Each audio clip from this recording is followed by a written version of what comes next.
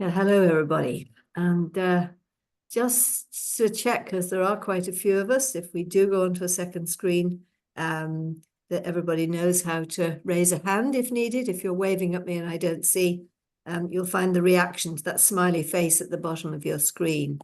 And you can raise a hand like that, and it will bring you to the top left of the screen. So just have a look for that if you don't already know where it is. Most of us are pretty au fait with Zoom nowadays, I think. So, who has a copy of my book? Excellent. And a few people who don't, and you're welcome. And most of you are Alexander teachers. Who isn't an Alexander teacher? Because everybody's welcome. Rosa, Laurie, and Laurie, you're an Alexander teacher, aren't you? Yes.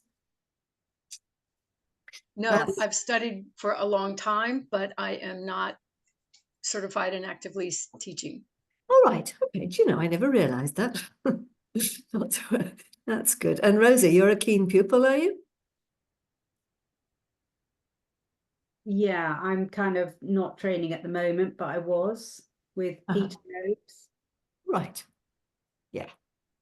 Great. So you know a bit. Okay. So let's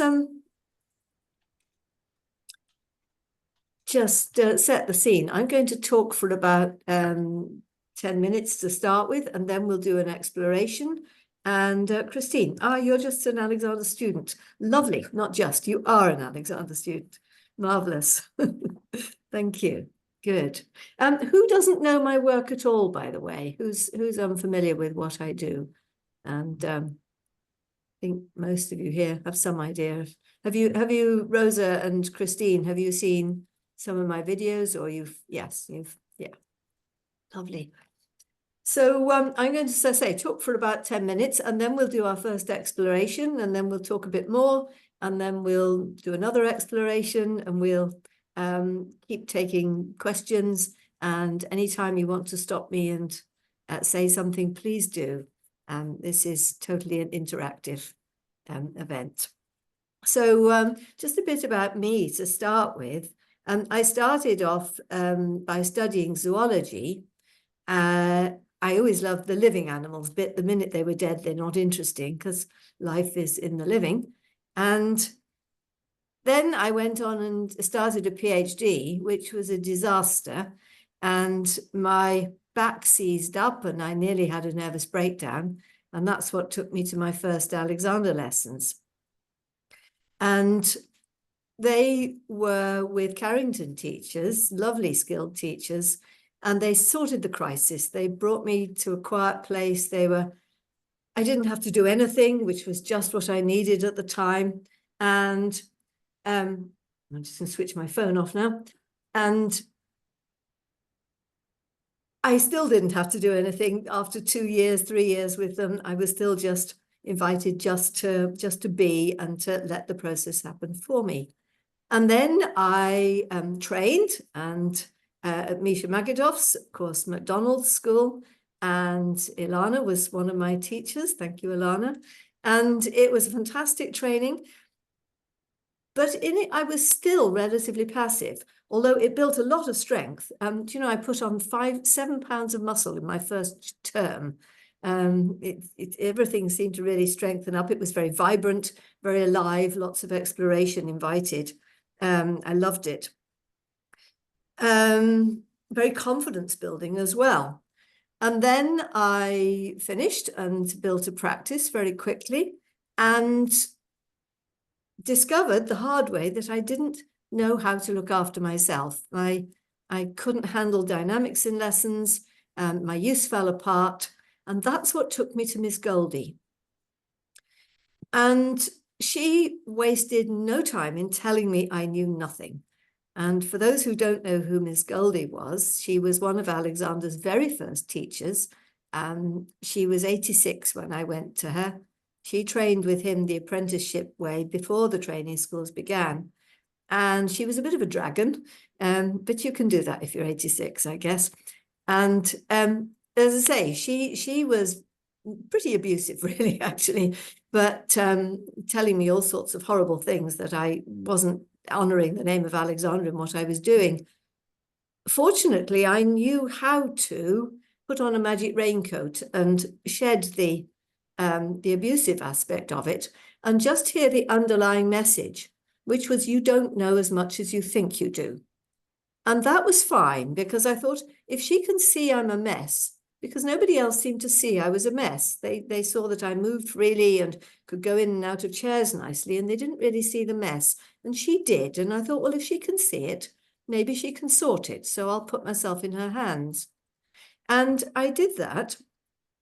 And I did what I had done with other teachers, which was to be passive in the process.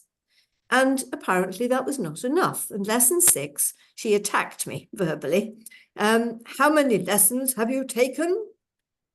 6, Miss Goldie. I don't know why you bother. You have not begun to think for yourself away from here. And she had me in tears all lesson. And part of me was thinking, I could just walk away from this. I don't need this abuse. And another part of me thought, I'm going to show the old bat. So I got home that day, and I went to pick up my kettle, and instead of just going for it in my usual way, I stopped. I thought, I'll do what she wants me to do. She wants me to think. So I stopped and I looked at the kettle, and I just brought myself to quiet like she taught me. And then I brought my mind up to the brain, which was another thing she taught me, and just kept my wider attention. And then I let my hand move. And it moved to the kettle in a way I'd never experienced before. And it took hold of it in a way I'd never experienced it before. And the kettle lifted with exactly the right amount of muscle tone. And I was astonished. It was completely different. And I went back the following week and all ready to tell her about it. But she already knew, just by putting hands on me, she knew I had begun to think. So I was in. And what she gave me to understand was that this was what Alexander himself was doing, was that moment by moment, he was coming present to whatever he was doing, coming to quiet, and allowing that to take him into movement in which he could make a discovery, so that the primary control was discovered moment by moment in action. And what she wanted me to understand was that what has come down to us as the technique, in a sense, has turned that on its head. It was completely necessary that happened, I think, for the technique to survive.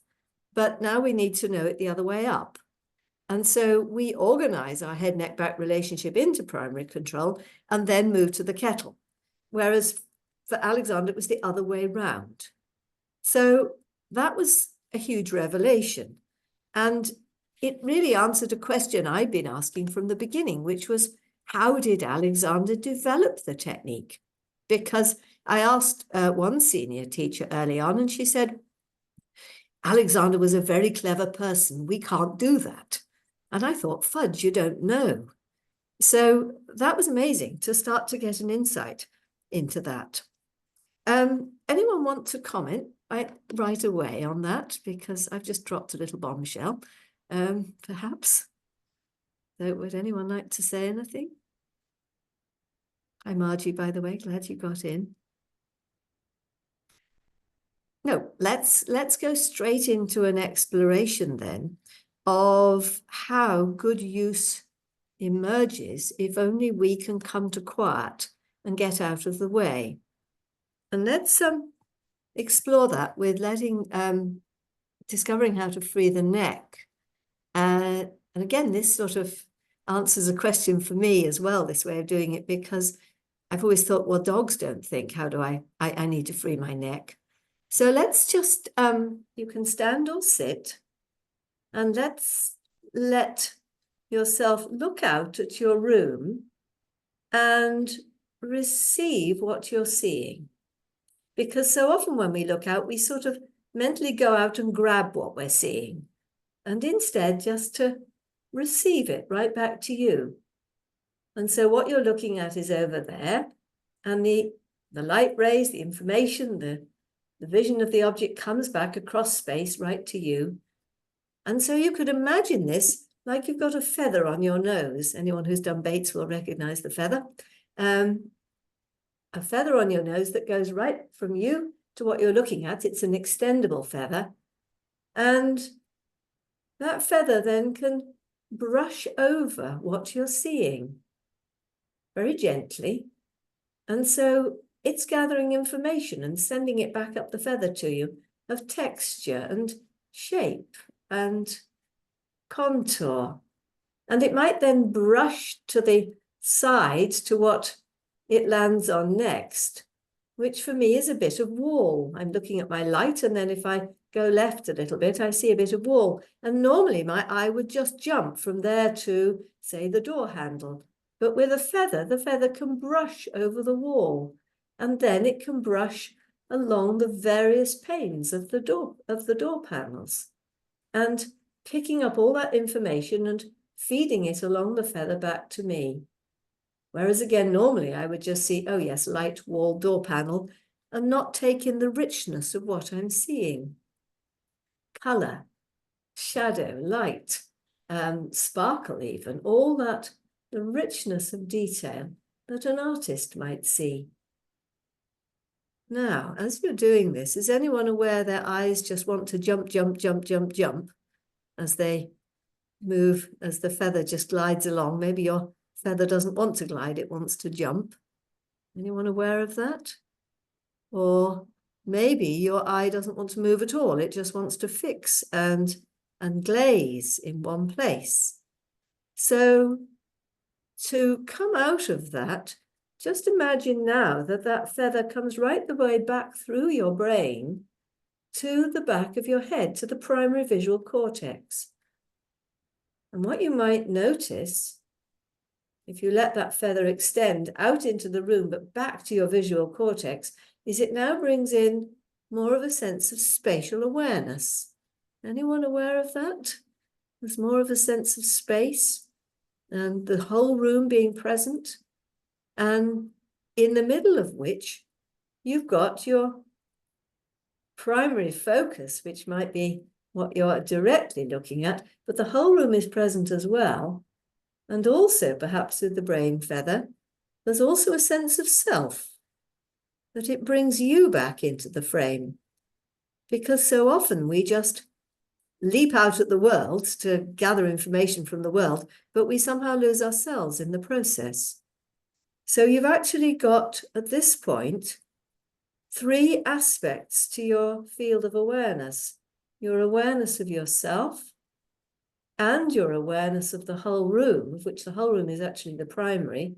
Your sense of self is secondary, and the awareness of the detail that you're looking at. So with those 3 aspects in play, again, let your feather just brush along, allowing yourself to receive what the feather is seeing. And as you let the feather brush along, taking in one part of your room and then the next, you might notice that your head turns very freely on the axis joint, with no sense of strain in the neck, no sense of you having to organize your neck. When you've gone as far as you can in one direction, just gently come back the other way. Just letting that feather brush along. You're receiving the information from the feather. And the neck is organizing itself. The muscles of the neck are all working in beautiful, coordinated tone, and they are sorting the turning of the neck so effortlessly, led by the eyes. So in this moment, we can discover that the eyes actually lead primary control. Our attention leads, the eyes go where the attention is, and the head follows, and all the body will actually follow after if we want it to. And then we can also take our feather up and down the wall. So just take your feather gently down, maybe the wall or the bookcase or whatever you're looking at, and you'll find that your head will nod on the neck. And then again, take the feather, don't go very far, and then take the feather up again, and you'll find that the head will come up on the neck. And just do that a couple of times. Take your feather, gently stroking it down the wall, keeping that sense of self and the whole room present as well. And then again, take it up. Now we could make a discovery here of how to look up safely, because you know, when you go to some wonderful great house or cathedral or something, there's all this wonderful vaulting or paintings on the ceiling, and it's a real strain to look up. But look up, letting your feather lead. Let your feather lead your eyes and your nose upwards, and see whether you continue to, as a result, lead the head up and off the neck so that it becomes safe to look up in a way that doesn't crunch the head back on the neck, as we so often do. And then bring it down again.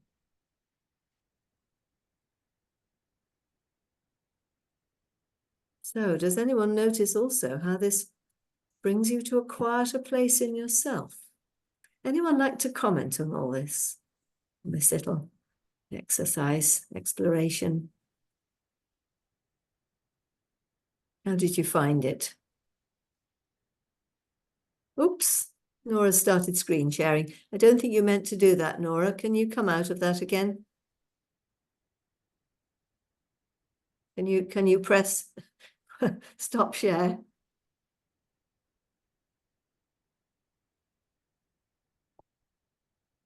Okay, I'm going to stop you sharing, stop participants sharing. Okay, can you unmute, Nora, if you'd like to share? Nora and Bettina? Yeah.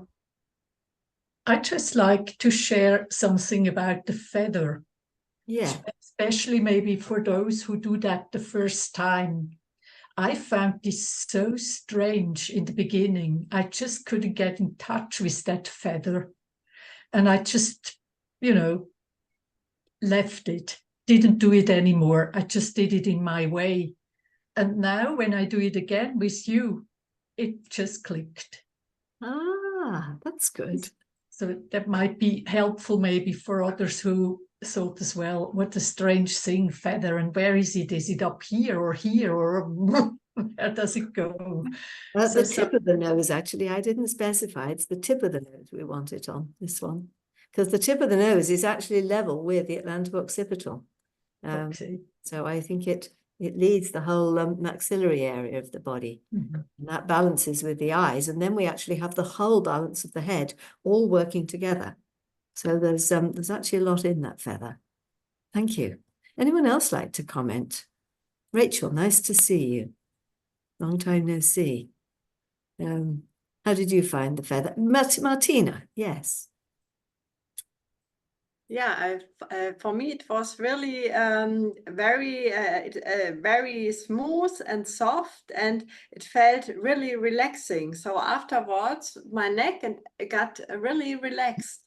Very nice experience now. Even if when I look upwards, then I move the head a little bit and the eyes look up. So without any strain. It's really good, and very intensive. It's like a meditation. So from my inner perceivement. Yes, yes, lovely. It is very meditative, isn't it? Moving the eyes left to right actually really brings in the parasympathetic. It is a very, very calming thing to do.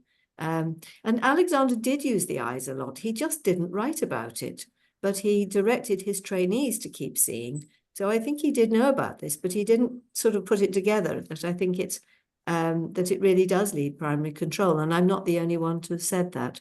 Peter Grunwald has also said he thinks vision needs primary control, or the senses, because not everybody has vision, of course. So I think there's, yes. Anyone else like to comment on this? Isabel, good to see you. Now you hear me.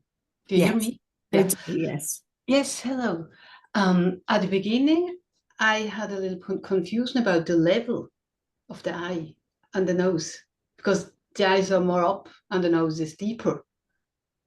You know what I mean? I was like, oh, where the, I had really like a feeling, I feel like two feathers. Yes. And then by the time it changed, but it confused me a bit at the beginning. Yes, again, we're one of the things this does, because one could do an entire session just on this. It's getting the two eyes working together without narrowing, of course, because you have the peripheral vision. It's getting the two eyes working together, and it's quite a good way of picking up where the one eye is not actually joining in. And then, as I say, it really does coordinate the whole balance of the head, because I think the eyes work more with the back of the body and the nose works more with the front of the body. And so it really balances everything together. So I'm glad it's sorted. Did anyone else find it confusing, by the way? Rosa or Christine, how did you find it? Seemed to me like it was too easy, like it was some sort of trick or something. I mean, on the other hand, I certainly was not thinking about the traditional directions for head and neck, which those are something I've always been confused about. Yes, it's sort of an indirect way of getting to what Alexander was talking about.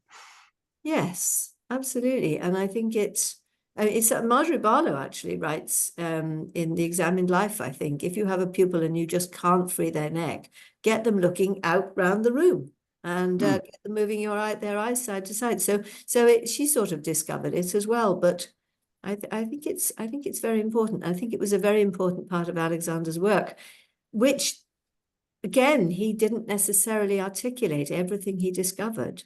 Alice, hi. That's Yes, but however, it wasn't just moving the eyes. It was actually the wish to see that made the most important thing, because if you just move the eyes, it just becomes another kind of doing. yes. And so really coming to quiet and then allowing, Walter used to say, what color are the roses? So he'd get people to look. And that was how he taught people to think. And then you would think. It wasn't that you were not thinking. It was never that.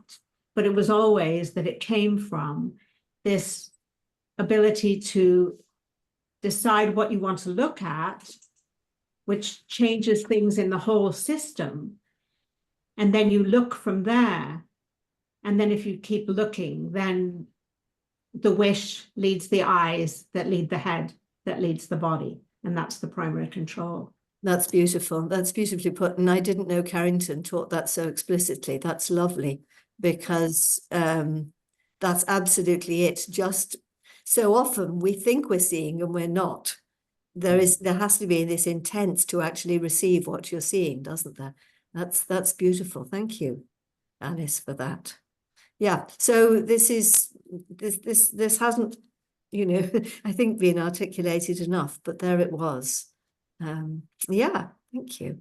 Anyone else want to share on this?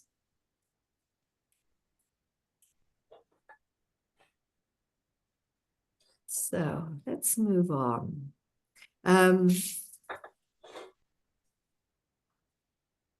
Goldie's work wasn't just about thinking, as is often portrayed. She taught me to come to quiet. She taught me to bring my mind to my brain. She taught me to stay out of the way. And those were the primary ways of thinking that certainly I learned, to stay receptive, to make a very clear choice of what I was doing. There has to be very clear intent, like to pick up my kettle. But there was also a very different physical aspect to her work. And she saw that strong back that I'd got from my training was actually had some fix in it around the middle, and she collapsed it. She let that fixing go, and there I was back in a slump, and there I was still trying to be a new teacher and in a slump. It was very, very disconcerting. And then slowly she rebuilt me from the inside out. She rebuilt me from the core. using a very different biomechanical model than that I had ever encountered from the teachers I had met from the various different lineages. And she built strength and tone in me, and integrating my body in a way that hadn't happened before. And it wasn't so much focus on the head neck as I'd had up till then. There was more focus on the ribs. She would tap my ribs a lot and tap my hips a lot.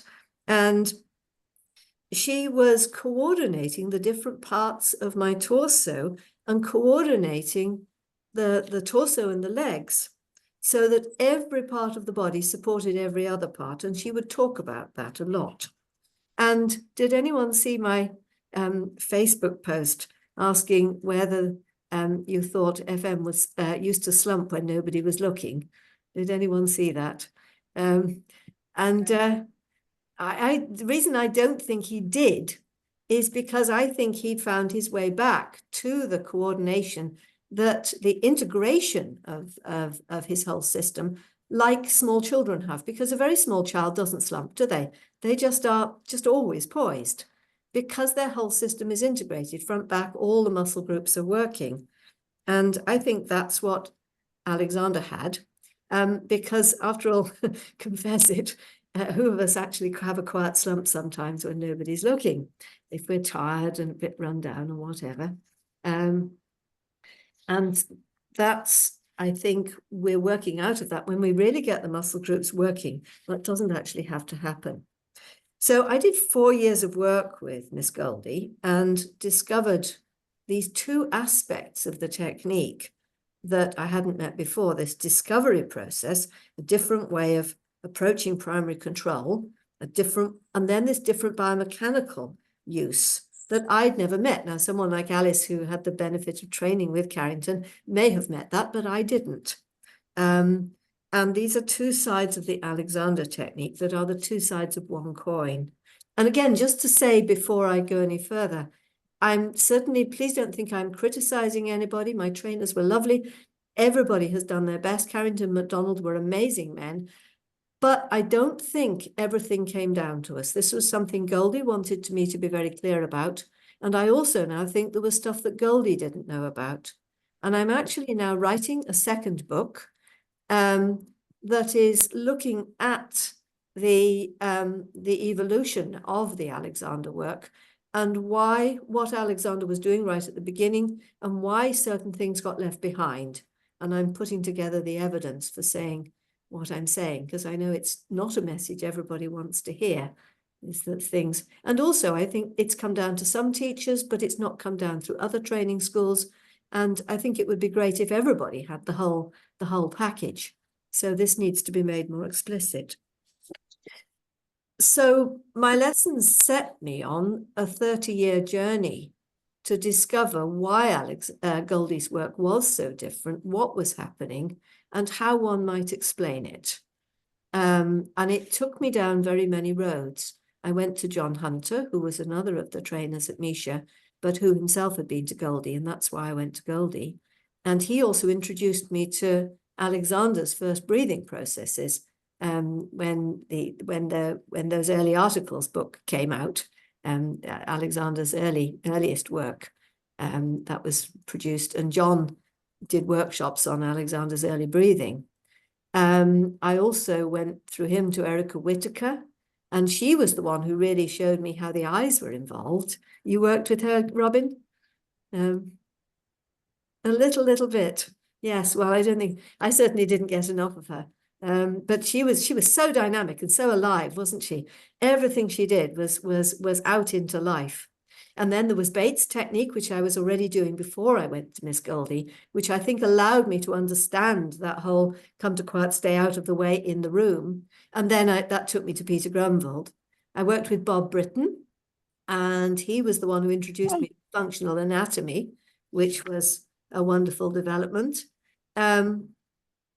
I also worked with Jessica Wolfe, of course, with the natural breathing. I got into craniosacral therapy for a while, and that introduced me to tensegrity and the work of Thomas Myers and his anatomy trains. And that was another very important moment. And then I worked with Philip Shepherd and his deep embodiment work, because he makes the point that when we say things like, I'm looking after my body, we're actually still phrasing that as a duality of self and of me and my body. And he said, we are the body. And so he does trainings on how to just be the body, which was, again, fascinating. And he also emphasizes that the body and the environment are also one. So all these avenues linked to Miss Goldie and helped me to understand what was going on. But there was still something missing. Now, I also had a 30-year journey with chronic fatigue syndrome, and I was quite ill a few years after finishing with Miss Goldie. I was ill for a year. And then when we moved to Ireland in 2005, quite soon after that, I was again very ill. And I was pretty well bedbound and certainly housebound for well over a year. And I lost a lot of strength. And when that was gone, when I was better, because I left the chronic fatigue is now gone. I found the way out of it. That's a whole other story.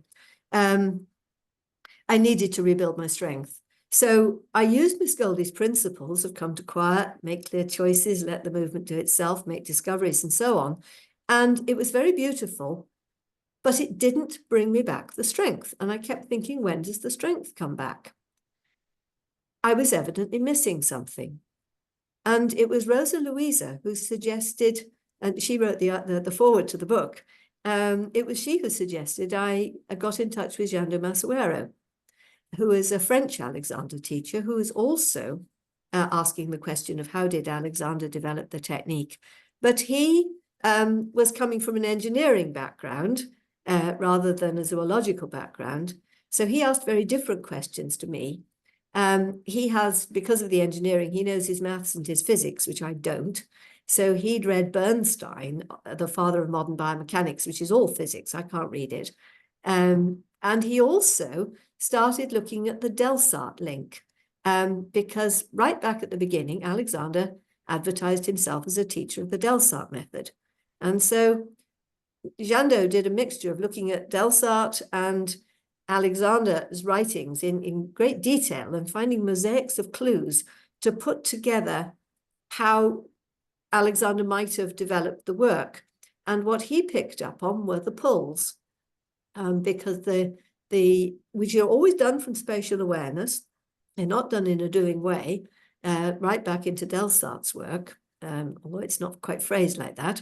But and the pulls are mentioned in various of his writings. There's, of course, pull to the elbow that we all perhaps know, and then there's the pull off the elbow from the wrist that's mentioned in CCC and so on. George Trevelyan talks about a pull up off the ankles. Binkley talks about the fact that the head pulls up off exerts an upward pull on the spine and so on. So the pulls are there. And if we go to a teacher for work, that's what they're doing for us. They're gently exerting these gentle or sometimes strong pulls on our system, pulling out the deep fascia to release deep tensions so that something different can happen. And Jandot's worked out how to do it for ourselves. Now, whether it's exactly what Alexander was doing, I think is open to question, but it's certainly introduced another element that we need. And my first lesson with Jandot, I was like, this doesn't feel like Alexander, because he got me doing this immensely strong pull on my own elbow and twisting the shoulder forward and then twisting my hand in the other direction. It was like, this is weird. And then I remembered that's exactly what Miss Goldie used to do to me, exactly those same moves, except now I was doing it for myself. And that's what I thought I have to stay with this and see what happens. And lesson after lesson, he did the same thing. He was doing things with me, getting me to do for myself what Goldie used to do for me. And so these very strange moves that felt so weird to me when I was working with her, suddenly I was able to do for myself. And he'd worked it out through looking at Alexander's pictures and through these clues in his writing. And it absolutely matched what Miss Goldie had done to me. So I think he's really onto something. I think it all matches up. And it rebuilt my strength. It rebuilt it very fast. And we'll have an exploration of that in a minute. And it brought back the elastic plower. It brought back spring, made me feel a lot younger. So I then matched this with the anatomy trains out of Thomas Meyer's book, and then discovered a few more trains for myself to discover what actually we're trying to do in the Alexander work, both at the functional anatomy level and also at the neurological level. And just to say, the head and the neck lead, the senses and the head-neck balance lead movement, as we've been discovering. But what's not generally talked about is that movement is powered by the pelvis and the torso. And Alexander didn't talk about that, but I think he knew about it, of course. With use of the self, the work became much, much more about the head-neck-back balance and much less about the torso and the breathing, which had been the focus in the earlier work. So let's have a play on this more dynamic way of working, in which we don't just think directions, but we also energize them when we work with the whole body. And we're going to start with the torso. So let's all stand up. And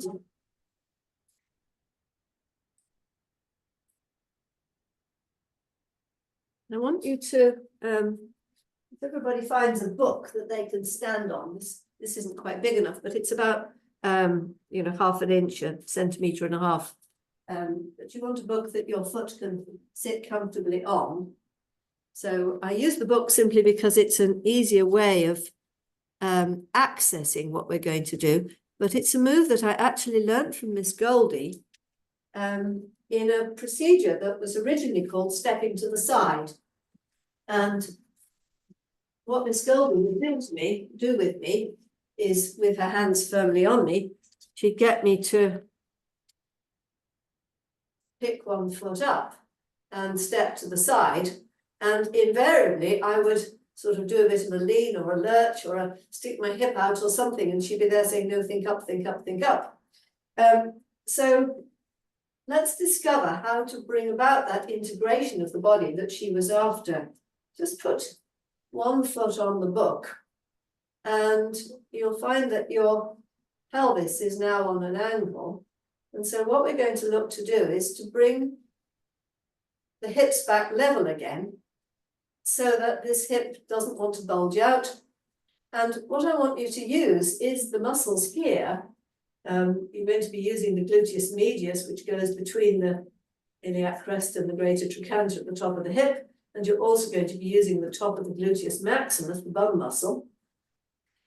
But we don't want to just power into that muscle.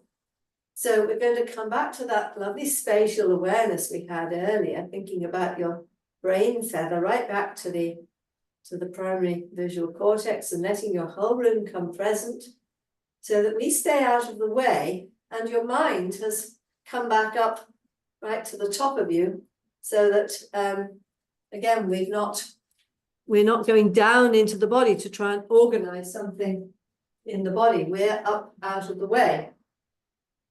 Mind in the brain, as Miss Goldie called it. And now we're going to, again, project the directions. So if you look into the screen, you can send the directions that my hip is going to push down. So there's going to be a pull down, actually the iliac crest down to there.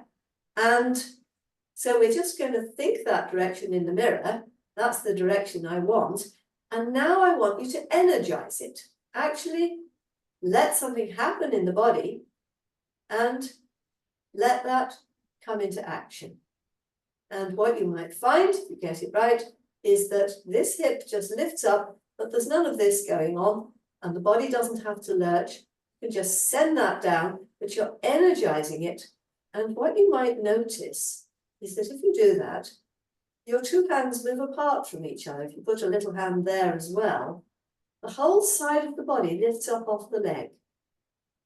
And this, I think, again, is something Alexander was teaching very early on in procedures called step to the side or taking a step, because so many people, as they walk, they're just slightly collapsing the hip each side. And again, the side of the body collapses. And that's not what's supposed to happen. It's supposed to be lifting off every time we walk.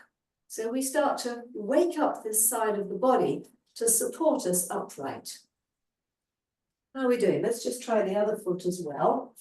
People might notice, particularly those who are wonky, that anyone saw my wonky video, that you might notice that one foot is different from the other. So again, let's just be aware that the hips are now on an angle. Come back to your spatial awareness. Notice that brain feather. Whole room is present. You're up out of the way. You're not going to try and control anything down there. You're looking out. You're sending the direction, projecting it out.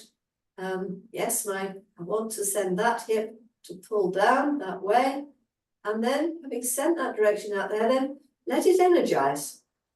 Alexander talks about this energizing actually in a footnote in Use of the Self. He says, when I talk about sending directions, I'm not just about making a link between the brain and the body, but actually energizing that link between the brain and the mechanisms, as he calls it, the mechanisms. He doesn't want to use the word muscle, quite rightly, because it's not just muscle, it's a whole myofascial unity down here that's actually doing the work rather than thinking of a specific muscle. That's it. And again, you might notice that the whole side of the body goes up. Okay, anyone like to comment on that? How are we doing here? So, because I've taken you through very fast, quite a lot of aspects there.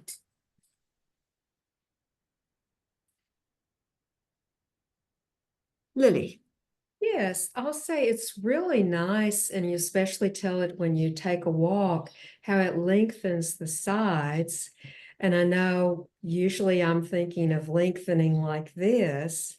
And of course, you know, you want the sides to lengthen too. It's just so much more breathing room to have these sides lengthened.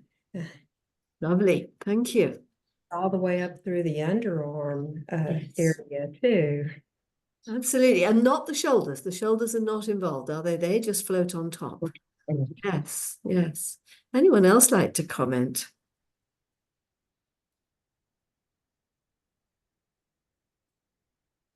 Yeah, I would.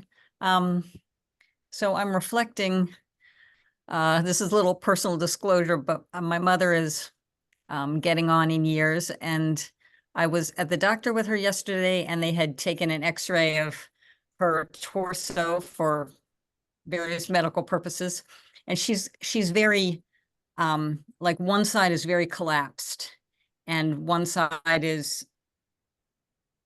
lengthening, but it's in a kind of weird compensating way. And of course I see this in her every day, but seeing it in the x-ray was very informative in a little bit of a different way. And as I'm doing this, I'm thinking of that. I'm thinking of like that shortness that I witnessed in her x-ray. So in a very extreme way. And then like kind of noticing in my own body how that tendency is to collapse. And then, you know, we can, like, the choice can be made to not do that. But the thing with your eyes, like that vision, it just sort of naturally will expand. Like, that's interesting to me. Nice, yeah.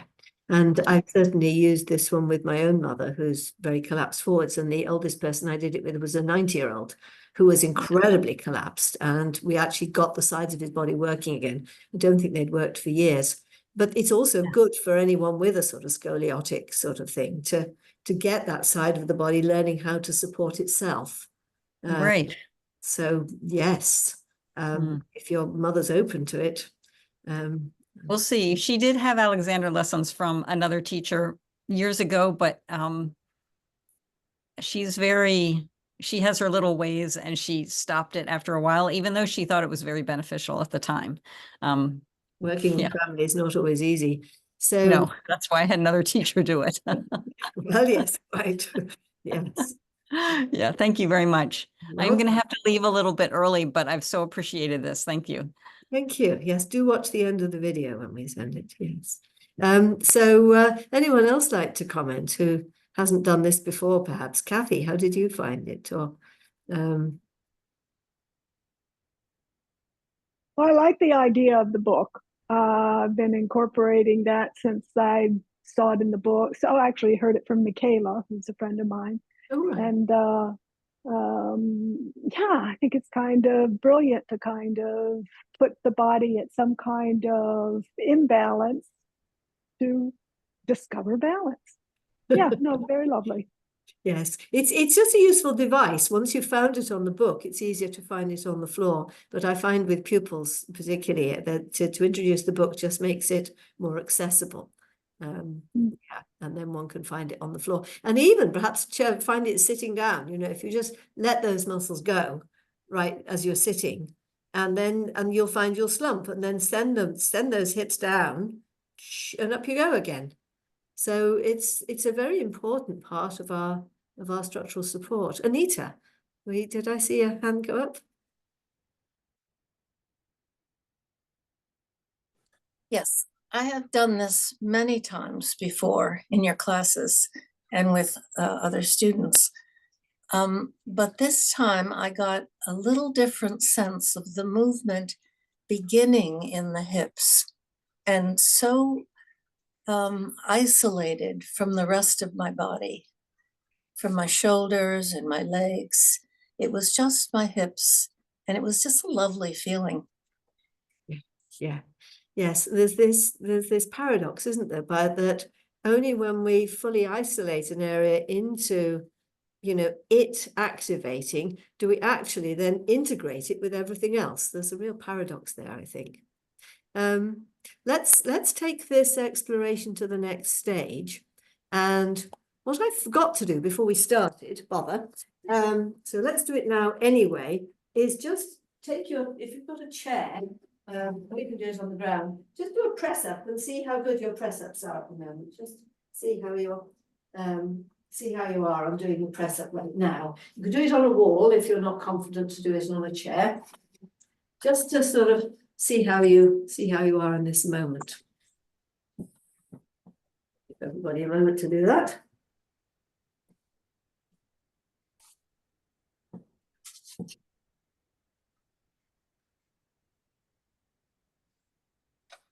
And now we're going to, so what we've done to start with is activate the hips from the base. And now I'm doing it from the ground. I'm just sending that one away and then sending that one away. And again, you might notice that you can collapse those hips down again, and the arms are probably facing your sides.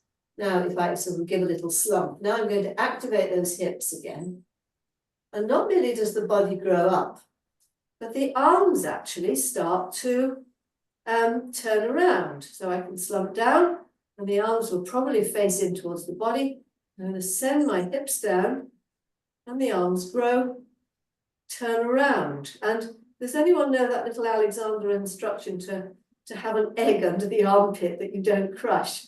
Well, can you see that here has no room for the egg, and here does. So as the body turns up, it actually brings the shoulder blades into a different place. When Miss Goldie first turned my arms round this way, I was astonished. I said, but that's not the natural place for arms. And she said, oh, yes, it is. And so it is when the arm is properly located.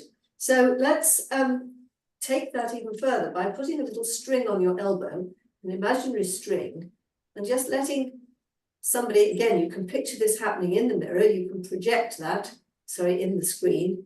You can look at my elbow and imagine it has a string and imagine that happening to you. And then let that energize, let something happen in your own arm so that your arm is taken out. Again, I think sometimes nowadays we think directions are just to be thought. But if we don't also energize them into action, Marjorie Barlow at one point says, you know, it's all very well thinking the directions, but change is made through movement, and that's made through energizing it. So just putting a string on the elbow now and letting the elbow actually come forward a bit, which is very strange. So because there it's actually falling back slightly, but my upper back is falling back. If I let that string also come up a bit, it's bringing my upper body up off my lower body. And then I'm going to send my thumb down to the ground, and that just energizes the inside line of the arm. And now I'm going to do it on the other arm as well, just picturing that string to the elbow, letting it be drawn out to the side, and still I'm energizing those hips. I haven't let them go. And then that arm is still slightly behind me, so I'm going to bring the string this way. I'm not going to let it come up. I'm going to keep the string coming down, but I'm going to let it turn the arm, which is that movement Golgi used to do for me, and I was so puzzled by at the time. So it's turning the arm this way, and then I'm going to take the thumb and think that down to the ground as well. So I'm going to do them both together, elbows out to the side and forwards, thumbs energizing down. And for those of you, of course, who know it, this is the sort of hands on back of chair position. And now I'm going to lengthen them all the way, keeping those hips energized. And now I'm going to come back to my press up and have another go. And I'm aware of much more stability. It's much easier to come up again. Everything is more toned up and working in a piece, and it's lighter. So what do you notice? Nora or Bettina? I just needed much less force Yes. the second time. Yeah. Also could go towards the chair much closer. Beautiful. And we didn't go to the gym for a month in between. No. We just energized this into action. Yes, lovely. Robin, how are you doing there? Is this making sense to you? We just toned up your biceps. Yes, that felt good. Good. So the pulls make more sense in this context, in this energizing way. So anyone else like to comment? Anyone else have a... Margie, how are you doing there?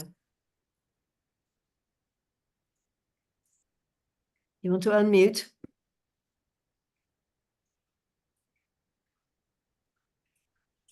Can you unmute, Margie? I can't hear you.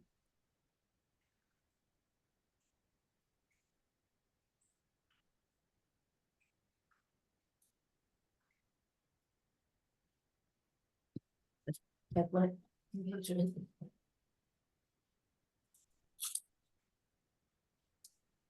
Can you find the mute button? Tricky business. Anyone else like to contribute while Margie's finding the mute button?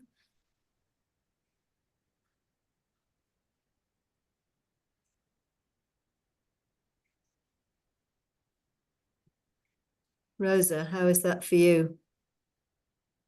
Does that make sense for you? Okay. I do have a clarification question. Yeah. Because this comes up a lot, because you were saying hips, but I was clearly observing you. But hips can mean different things to different people. True. So I would love if you could clarify, you know, because it can mean hip joint, it can mean the whole Yes. side of the pelvis.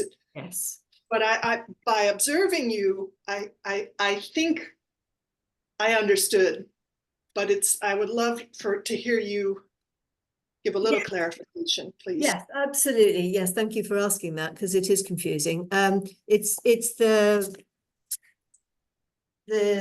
muscles concerned actually are running to the top of the hip bone, and the hip bone, of course, includes the ilium bone, the iliac crest, and right. Well, the hip bone actually goes right through to the sitting bones, but it's the ilium really we're talking about here. Down to they go between that and the greater trochanter at the top of the thigh. So it's that action. So it's between the ilium and the top of the thigh and the top of the leg.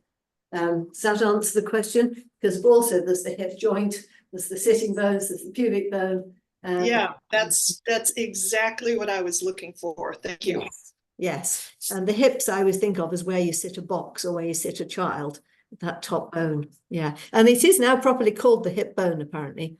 It used to be called the innominate bone, which meant the nameless bone. Very strange. Margie, you've unmuted. Great. I found it. It's terrible to find everything. I'm just using my cell phone.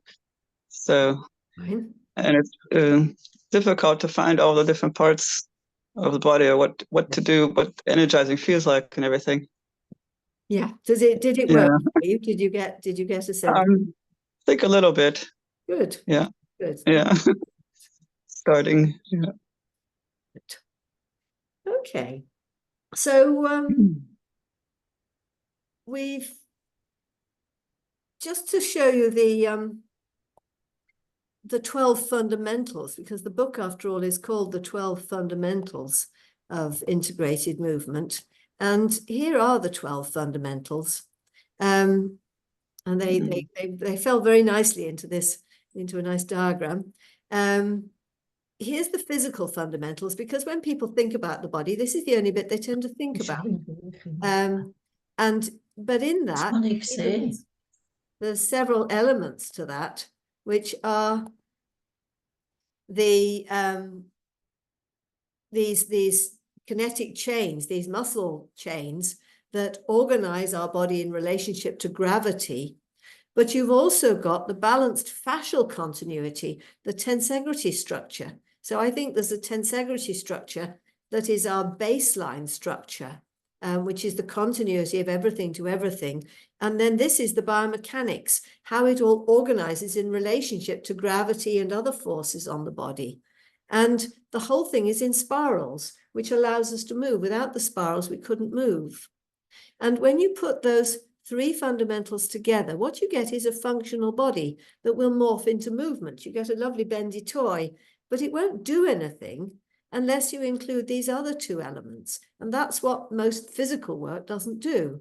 So firstly, you've got the sensory elements, the exteroception, which is the posh word for receiving input from outside, vision and sight and smell and touch and taste. And as we've seen already, that's what leads movement. There's also proprioception, is our sense of where the body is in space. And interoception are the drives that again cause us to move, because I'm hungry or I want love, or I want to run away from danger. Our interoception is those internal drives. And when you put those three together, you get the sort of the combined awareness, which gives us spatial awareness, which includes the self. But also, and that's as much as animals definitely have, and we don't know how much animals have of this third one, the consciousness fundamentals. Now, I've actually put the calm nervous system here, and animals have this one certainly, because are we in fight or flight, or are we in freeze, or are we in this calm place where we can fully make decisions and be aware of ourselves and be aware of others? And then I talked a little bit about mind in the brain, that Goldie didn't want me burrowing into the body, finding out what was happening. She wanted me sending directions from out of the way. The consciousness and the physical are both one, but yet they're separate. But that can leave us out of the body. We also need embodiment and embodied intelligence, and something I'm now very interested in. And when you put those three together, you can make conscious embodied choices, and you can have a real focus of intent. And when you put all these three together, the functional body with its full spatial awareness, and then you add embodied conscious choices, giving you a focus of intent, and then you get an integrated movement that's in relationship to life. And that's what I had in that kettle moment I was describing at the beginning of the talk. So anyone like to comment on all that? Because it's a global, it's a huge thing that we're undertaking. We're including every part of the system in our work. So I formed the book study club because the book is huge, as those of you who've got it will know. And so I formed the book study club to help us all work through this. And we work systematically through the book, week by week. The sessions are actually fortnightly. Every 2 weeks we meet, and everybody reads a passage of the book and also works with it with their study buddy, because everybody who wants has a study buddy. And that's a great thing, to allow people to play with the material in a safe environment with somebody else, and particularly if you're a teacher. Thank you, Alice. It was good to see you there. Particularly if you're an Alexander teacher and you're developing some new methods of working, you don't necessarily want to take them straight to a paying pupil. So it's great to have another teacher to play with to start with. Thank you, Kathy.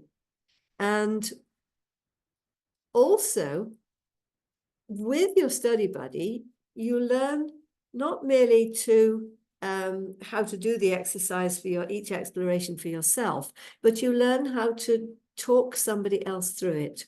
Because, and I think this is a part that can be a little bit missing from trainings, and certainly used to be, is how to verbalize what it is that we want our pupils to do very, very clearly in such a way that they can actually send their own directions in a way that's useful, that they can take away and learn to use at home. It also fine-tunes our observation. Alexander had very fine-tuned powers of observation. When he looked at somebody, he knew what was needed.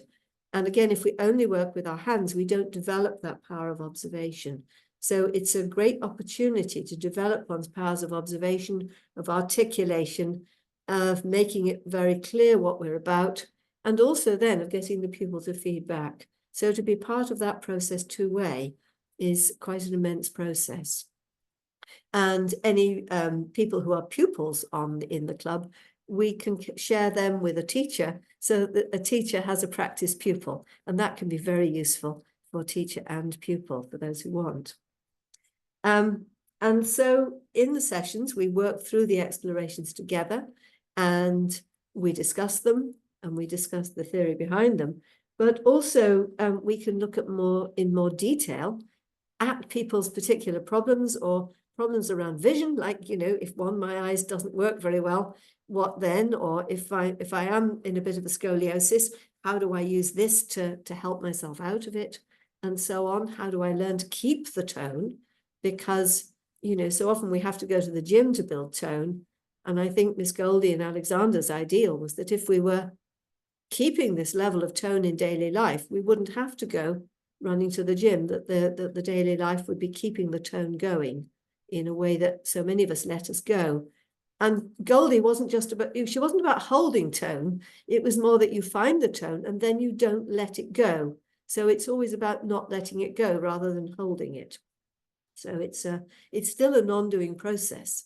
And it was very strange when I first encountered it, because I was so used to release. And she said, no, your shoulders have too little tone in them. And in Binkley's diary, at one point, I think Carrington tells Binkley that he hasn't got enough tone in his neck. So, which is something one wouldn't expect to hear. Even our necks need to be not releasing, but again, holding tone. So I think there's a lot that we can discover in this. So people can bring specific problems that are their own. Teachers often bring problems that they're encountering with a pupil. My pupil's got this, how do I work with it? And again, everybody can learn from that. And slowly we build up our new integrated use. We work by each part of the body in turn, waking up, making sure that every part of the body is activated. The eyes are activated, the breathing is fully activated, all the muscles are being called into play. We work with the shoulders and the ribs and the pelvis and the muscles around the hips and the legs and the feet and so on, waking up every part of the body in turn, building it into the overall patterning so that all the brain-body links are there. And when the body needs a particular muscle, it's there ready to be recruited and in the right integrated balance. So it's perhaps more specific than we're used to doing, but I think it really, what I observe is people really get a lot of benefit from that sort of detailed work. And I'm not against hands-on work. Let's just again clarify that. I love hands-on work. My pupils, if I have a pupil in person, I will use a mixture of hands-on and directing them. What I do find is that the modern pupil doesn't want to be as passive as perhaps pupils 100 years ago were willing to put themselves in Alexander's hands and come for 30, 40, 50, 60 lessons and let it happen slowly over time. I think the modern pupil they will ask right at the end of the first lesson, they will say, okay, that's very nice, but how do I do it for myself at home? And anyone else noticed that? The modern pupil wants to know how they can do it for themselves. And I think that's right. And so again, this is giving you a whole set of methods that they really can know how to free their own necks, how to get in and out of a chair, not as a method of how to do it, but of the directions through which they can bring it about. And one needs to get across the idea that every time it can be different, because you are bringing it about anew every time. And, you know, how to start correcting their own balances. And that is tremendous, because the work moves through faster, that they can grasp what they're doing very quickly, make huge changes. And yet underlying that, there is this slow remodeling of their fascia going on. That, of course, is at the root of what they're doing as well. And that takes time. So this isn't a, you know, it's all done in 5 lessons job at all. It still takes time, but they really can take charge of the process for themselves, which is lovely. And then one can just use one's hands to help. Again, Alexander would say, use your hands as little as possible, which I think is very interesting. So that means to me that he was giving more directions for people to perhaps use themselves. And of course, he used to get very cross because people couldn't do it, couldn't do the thinking. But I think he, you know, he never really defined this spatial awareness thing. And that is the key to getting past faulty sensory perception. And I don't know whether anyone noticed that today, that when you looked in the mirror and sent the directions into the screen, then you weren't involved with your own hips. And then the hip could sort itself out. Likewise with the vision. When you got yourself out of the way with the room, your neck could turn. We need to get this mind out of the way. And then we clue into this ability of the body to self-organize, because the brainstem knows it all. What we've got to do is get out of the way and cue the nervous system to organize it. And I think this was Alexander's primary discovery, actually, that the body will self-organize if only we can cue it well, get out of our own way, and then cue it to bring that about. So we're really clarifying this process. Alexander wanted to explain all this stuff 100 years ago. The science wasn't there. The functional anatomy wasn't there. So he rejected the anatomy of the day, quite rightly, because it wouldn't have given him what he wanted. And the neuroscience of the day couldn't give him what he wanted either. He did his best with it. And in the end, he gave up trying to explain it. And I think now we've got to put that back in, the modern science, the modern anatomy, and put the whole thing together. We do know what we're doing. It doesn't have to be such a mystery. The mystery is just getting out of the way and letting something new happen. But the processes don't have to be a mystery anymore. So teachers who've done this club tell me it brings more confidence to their work. They're more confident in themselves, because after all, young teachers nowadays are often so unconfident when they set off, and some of them never make it even to get a first pupil, and that's such a pity.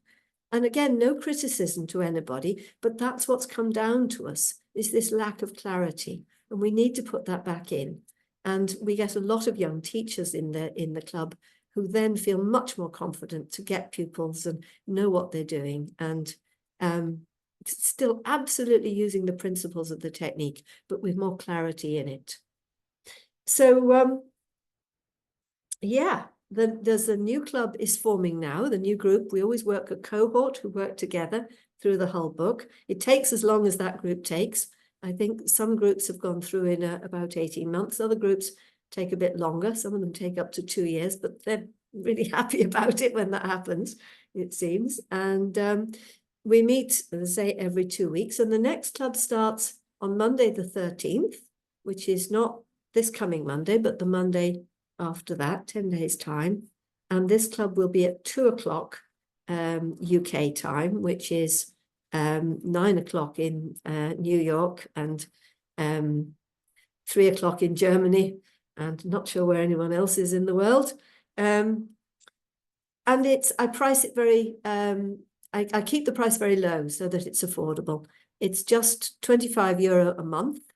And for those who have less funds or shorter funds, it's €20 a month, and it's your choice. And there's no upfront commitment. It's a subscription fee, but you can cancel it at any time. So if you're not certain, you can jump in and have a go, see whether it works, see whether it fits into your life, see whether it feels right. And, you know, we're going to have great fun and we're going to make a lot of discoveries. So open to the floor again. Any questions?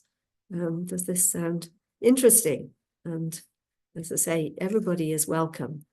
And it's always great to have a few pupils on board as well, because it just gives another element to it. Martina. Yeah, I have a question, but perhaps this leads too far, because the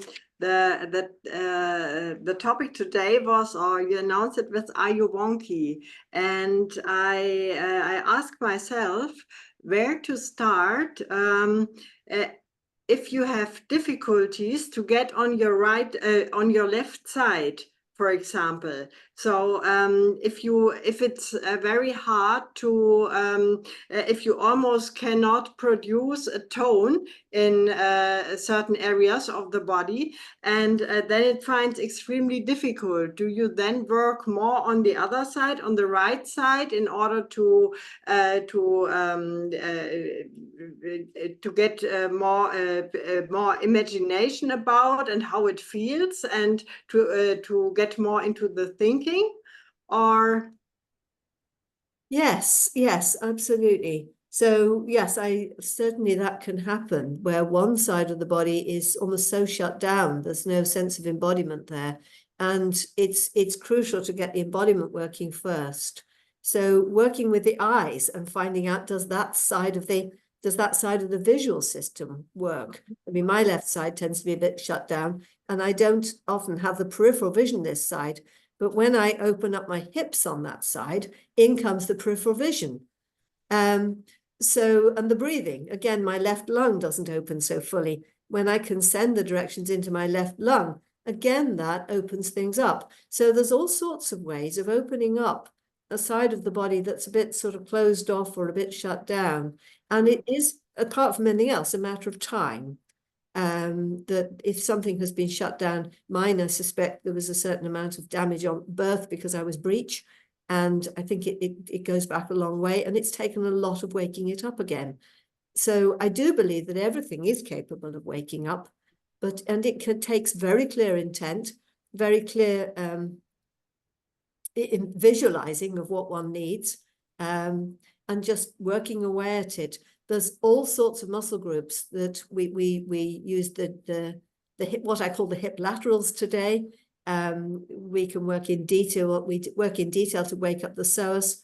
I think sometimes people have the right psoas working and not the left psoas, and so on. We get into the deep hip rotators, which I think are amazingly powerful muscles. They're not actually in the book, not in the way I'm now doing them. And people are finding great benefits from those. I think, you know, we just all do so much sitting. Our deep hip rotators have switched down, and they can wake those up. So there's a lot of waking up to be done. A mixture of embodiment and breathing, where one's getting it coming from the inside, and then balancing that with these gentle pulls to the outside, which have this imaginary element, but one is actually energizing something into movement. So you're doing what a teacher would do for you, and just really focusing that both sides of the body are working. And so often the side that is working can then inform the other side of how to do it.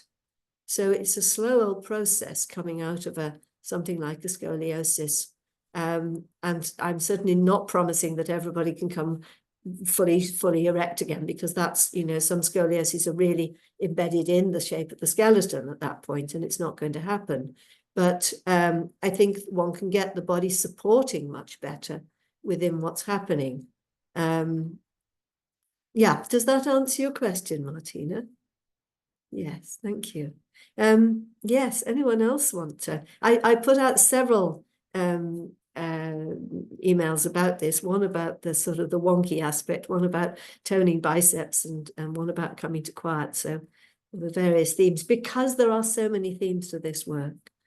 So yes, that's left-right imbalances is a huge one to work with, actually. But it's people talk about the two sides of somebody's personality. The two sides of the body often are are carrying such different aspects of the being. And so it's amazing when we do get into that side of the body that's hidden, we access all sorts of aspects of ourselves as well. Anyone like to talk about the club who's in it? Lily or Laurie or yes, Lily. Yes, I completed session of the clubs, and I started studying in 1989 and have had a wide range of different teaching styles. And so much information was new to me and so rich, and helped me fill in gaps that I didn't even know were there. And many exciting things have happened. One of the pools has to do with working with our lower back. And like a lot of people, I've had an excess curve in my lower back, and that is now much straighter. And that alone would have been worth the whole course there. And I just loved it. I was attracted because I don't like committing up front to something that I don't know what's going to happen. But I certainly stayed in the group and was one of the ones who would have gone on more and would still be in the same club if we were still going. It was just such a good experience and a good chance to meet other teachers also and connect with other colleagues. Thank you, Lily. And it was amazing seeing you change too, seeing that back uncurl. Yes, Yeah. thank you. Yeah. Anyone like to say anything else or to ask questions about what it might be like for you? I'm happy to share my experience with the book club. I studied with someone in North Carolina I was about 3 years into the program, 2.5 years, 3 years into the program. Then I had a move and a life change to come and help take care of one of my granddaughters. And at that time, that's about the time that I had found Penelope and what she was doing. And I was also working with Ted Diamond's online program, which is, I think, on hold right now. But I started working with Penelope and the book study club, and the information that Penelope has put together and is bringing forth is really phenomenal. I've been a fitness instructor, yoga teacher, wellness person for most of my career. And Penelope has put together things that I have not seen anywhere in this synergistic way that she has. And I think it's really powerful and really filled in a lot of my questions about the Alexander technique and why and how things were being done with students and with students in this kind of mysterious, undescribed way. So it has answered so many questions for me and has brought a tremendous depth of knowledge to me in my whole career as a person who really likes to be embodied and strong and present. So I can't express how valuable I think Penelope's work is, and certainly the Book Study Club will take you into the depths of it. Thank you, Penelope. Thank you, Laurie. That's beautiful. Thank you. Yeah. So, anybody new like to ask questions? Anita. That's Here we go. I may not look it, but I'm a new teacher, and I've been an Alexander student for a long time. And there's always been a great mystery around the Alexander work and how people could sort of get it. I never really got it to the degree that I did in the group study club. I think working with the study buddies was absolutely wonderful. You got lots of chance to try things out and both of my study buddies were wonderful teachers for me, and hopefully it went a little bit the other way. But it's been a wonderful experience, and I really recommend it. Thank you, Penelope. Thank you, Anita. Thank you. So would anyone else like to ask questions or comments? Let's finish in a moment. So when this class finishes in a minute, I will send you out an email with the link to the recording, and also a link to the club landing page so that you can read a bit more about it and sign up if you would like. And do feel free to email me with any other questions. Hi, Rachel. Do you want to make any comments? You there? No, that's lovely. Really good to see you there. And yeah, so I do hope some of you will sign up. As I say, we're embarking on an adventure of learning, and the group is incredibly supportive always. It's a lovely, because once the group forms, that's it. And so we really are supporting each other for the journey, and it's a wonderful journey. Okay, so I think we'll finish there for today. Thank you all so much for coming. Thank you, Robin. Thank you, everybody. And hope to see you soon, one way or another. And okay, bye-bye now. Bye-bye, Rachel. Bye-bye.